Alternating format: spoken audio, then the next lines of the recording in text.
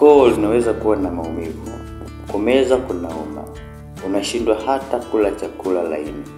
Mara nyingi tunasema, nimepata mafua mabaya, lakini kumbe unaweza kuwa umeathiriwa na ugonjwa unaoitwa tonsillitis. Katika makala hii, tutajifunza kuhusu ugonjwa huu, unapatikanaje, unaathirije mwili, na hasa tunawezaje kujilinda dhidi yake. Karibu tujifunze pamoja katika safari ya afya bora. Hebu tuone, tonsillitis ni nini? Tonsillitis ni hali ya uvimbe au maambukizi katika tezi mbili zilizopo nyuma ya koo, zinazojulikana kama tonsil. Hizi ni tezi ni sehemu ya kwanza ya ulinzi wa mwili dhidi ya vijidudu vinavyoingia kupitia mdomo na pua. Zina kazi ya kusaidia kinga ya mwili, lakini wakati mwingine huwa ndizo zinazoshambuliwa na virusi au bakteria. Tonsillitis husababishwa kwa asilimia kubwa na virusi na wakati mwingine bakteria. Hebu tuone sababu ambazo zinapelekea kupata tonsillitis. Sababu ya kwanza, kukosa usafi wa kinywa na koo. Kuwepo katika mazingira yenye vumbi, moshi au baridi kali. Mkusanyiko wa watu hasa mashuleni na kwenye nyumba zenye msongamano. Dalili za tonsillitis. Dalili ya kwanza, maumivu ya koo.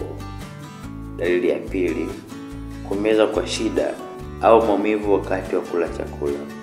Dalili ya tatu, uvimbe wa tonsilli, wakati mwingine unaonyesha usaha. Dalili ya nne, homa kali, baridi, harufu mbaya ya mdomo. Dalili nyingine, kichwa kuuma na uchovu mwingi. Dalili nyingine, sauti kubadilika na kuwa ya kukwaruza. Kwa watoto wadogo, mtoto anaweza kuwa na mate mengi, kukataa kula au kunywa, kulia mfululizo. Uchunguzi na utambuzi. Daktari atachunguza koo kwa kutumia tochi. Anaweza kuchukua sampuli ya koo, lakini pia anaweza kutumia kipimo cha damu kama dalili kali. Matibabu ya tonsillitis. Tonsillitis iliyosababishwa na virusi. Mgonjwa anashauriwa kupumzika, kunywa maji mengi ya uvuguvugu, kutumia dawa za maumivu kulingana na atakavyoshauriwa na daktari. Vinywaji vya uvuguvugu kama tangawizi, limau ya asili pamoja na asali huweza kushauriwa kwa mgonjwa huyu. Tonsillitis iliyosababishwa na bakteria hutibiwa na antibiotiki kulingana na ambavyo utashauriwa na daktari. Tonsillitis ya kujirudia. Tonsillitis ambayo inaweza kujirudia huhitaji upasuaji kuondoa tonsil au tunaita tonsillectomy. Jinsi ya kujikinga na ugonjwa wa tonsillitis. Kwanza, osha mikono mara kwa mara. Usishiriki vyombo vya kula au kunywa.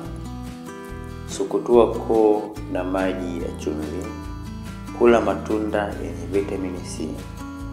Epuka baridi kali na vumbi. Fanya mazoezi ya mwili. Weka mazingira safi na yenye hewa. Sasa ni lini unapaswa kumwona daktari?